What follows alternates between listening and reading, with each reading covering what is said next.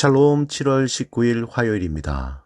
오늘도 하나님의 크신 은혜와 복이 여러분의 삶에 함께 하시길 소망합니다. 이 시간 시편 말씀을 읽고 묵상하며 하나님 앞에서 침묵으로 기도드리겠습니다.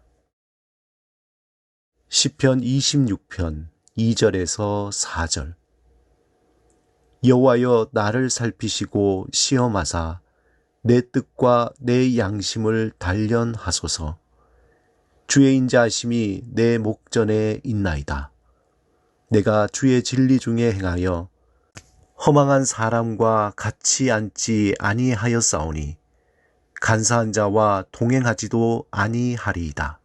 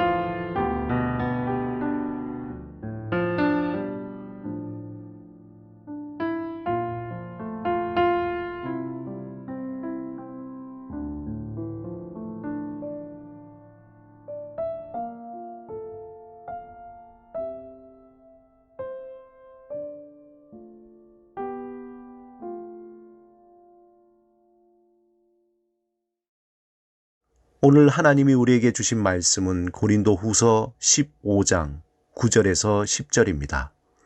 함께 말씀을 읽고 우리에게 들려주시는 하나님의 음성을 듣겠습니다.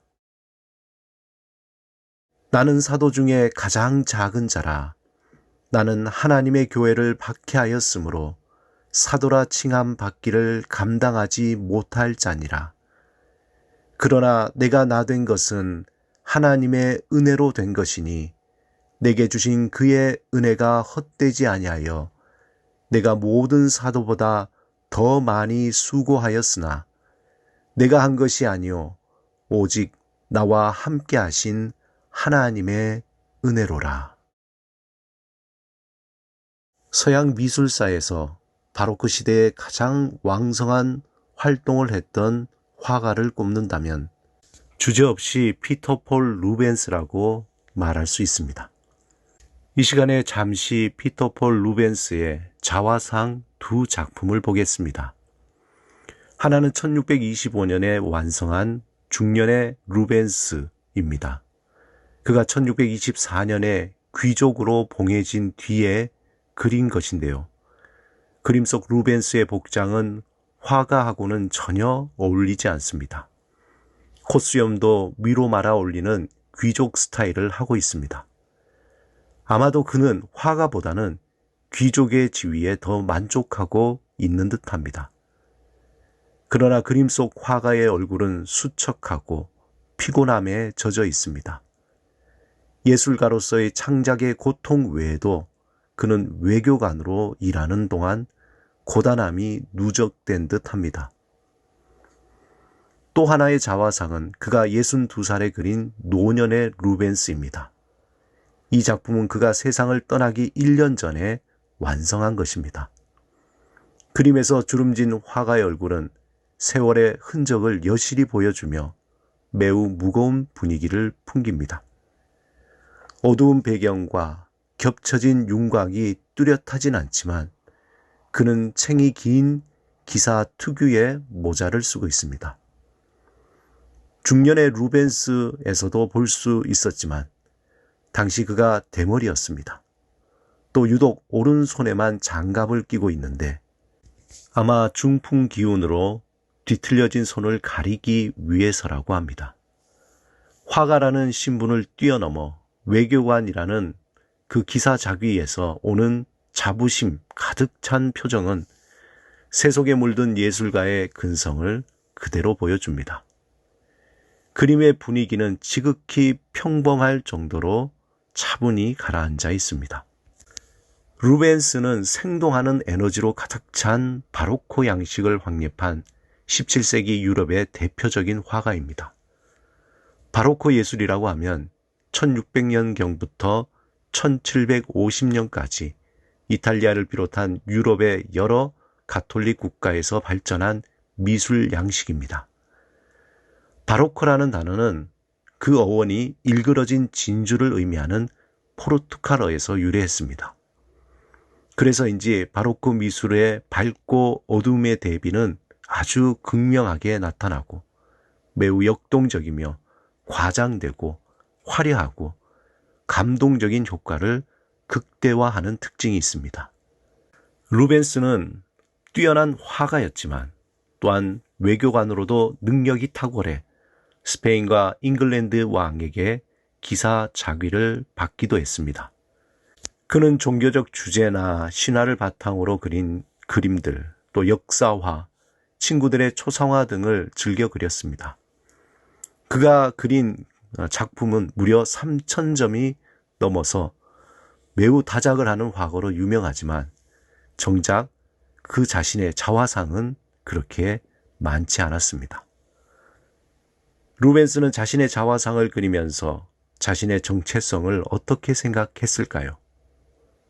아마 그의 삶의 여정을 보면 알 수 있듯이 그는 단순히 화가 루벤스만으로 만족하지 않고 좀 더 자신의 삶을 통해 큰 그림을 가지고 있었을 것입니다.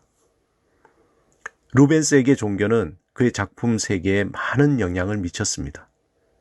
또 그 이후에 그는 피터, 즉 베드로 폴 루벤스라는 그의 이름에서 풍겨 나오는 것처럼 사도 베드로와 같이 열정적으로, 또한 사도 바울과 같이 열정과 함께 냉철한 지식으로 화가로서, 외교관으로서, 또한 가장으로서의 삶을 살았습니다. 오늘 본문에서 사도 바울은 하나님의 은혜를 고백하고 있습니다. 사도 바울은 자신의 화려했던 과거의 삶을 예수 그리스도 안에서 배설물, 곧 쓰레기로 여기며 새로운 삶을 살게 되었습니다. 하지만 하나님은 그의 과거와 재능과 배운 학식을 사용하시고 그것을 통해서 교회를 세우시고 신학적 기초를 세우게 하셨습니다. 바울이 생을 살아가며 돌아보고 또 돌아볼 때마다 고백하는 것은 은혜였습니다. 그가 살아오게 된 것도, 그가 하는 모든 일도 오직 하나님의 은혜였음을 고백합니다. 어떻게 보면 사도 바울의 자화상에는 온통 하나님의 은혜의 흔적으로 가득했습니다. 그는 하나님이 이끄시는 삶을 통해서 세상이 요구하는 일그러진 모습이 아니라 하나님 안에서 진정한 자신의 모습을 찾아갔습니다. 진실로 바울이 누구인지, 진실로 바울다운 삶이 무엇인지 예수 그리스도를 표대로 구체적인 모습을 추구하며 그는 살아갔습니다.